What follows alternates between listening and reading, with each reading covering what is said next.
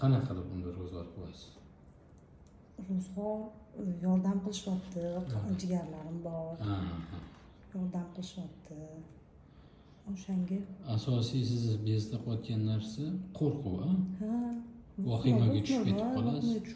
o'sha mana anaqaga yo'q, men unaqa yo'q edi qarang. Yaqin men bunga bordim-ku, mana men bunga borgandan keyin menga to't ko'rinib ketdi, bilasizmi, ko'zimga. O'lib qolsam-chi deb qo'rqdingiz-da. O'sha ichida Qo'llaringiz qanaqa bo'ldi? Qani uzatingchi qo'llaringizni. qo'llarim qotib Qaltiraydi ko'pincha. Ha, bir xil paytda qaltiryapti.